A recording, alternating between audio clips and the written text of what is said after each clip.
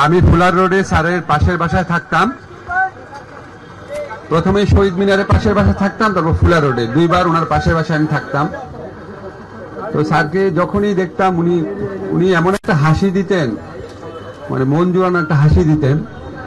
আমার কাছে মনে হচ্ছে কারো আত্মা খুব পরিষ্কার না হলে, কারো হৃদয় খুব বিশুদ্ধ না হলে এভাবে হাসা যায় না।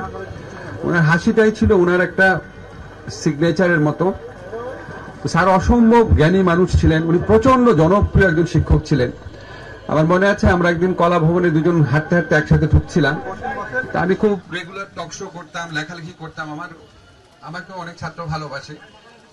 ঢাকা বিশ্ববিদ্যালয়ের এমিরিটাস অধ্যাপক সাহিত্যিক সৈয়দ মঞ্জুরুল ইসলাম, তার মরদেহ নিয়ে আসা হয়েছে আজকে কেন্দ্রীয় শহীদ মিনারে শ্রদ্ধা নিবেদনের জন্য।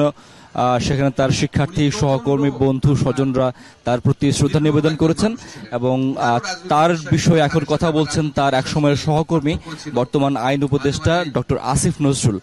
সরাসরি তার বক্তব্যটি আমরা শুনতে চাই। অল্প কথা হতো, কিন্তু উনি প্রচন্ড নির্লোভ ছিলেন। ওনার যেটাই বিশ্বাস থাকুক, যার প্রতি ভালোবাসা থাকুক, কোনো লোভ থেকে করতেন না, নিজের বিশ্বাস থেকে করতেন। এই জন্য ওনাকে সবাই ভালোবাসতো, সব মানুষ ভালোবাসতো, বিভিন্ন মত পথের মানুষ ভালোবাসতো। উনি যেটা বলেন, ওনার নিজের বিবেক, ওনার নিজের প্রাজ্ঞ যে হৃদয়, সেটার থেকে বিশ্বাস থেকে বলেন।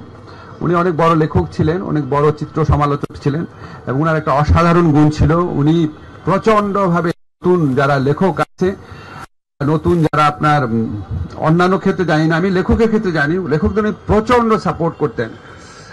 আমার কোনোদিন আমি কোনো জীবিত কোনো লেখক থেকে, বাংলাদেশে এখন যারা জীবিত ছিলেন আর কি স্যারের সময়, কারোর থেকে অন্যকে প্রশংসা করতে শুনতাম না। উনি নিজের থেকে বলতো যে তোমার এই লেখাটা পড়েছে, এটা খুব ভালো হয়েছে, এরকম হয়েছে। তো এরকম একটা অসাধারণ হৃদয়ের বড় মানুষ উনি। আমি জানি না, আমি যখন প্রথম লাইব্রেরি শুনলাম, আমি যোগাযোগ করেছিলাম ওখানে, শামীম ভাই আমাকে বলল যে বাঁচার সম্ভাবনা খুব কম।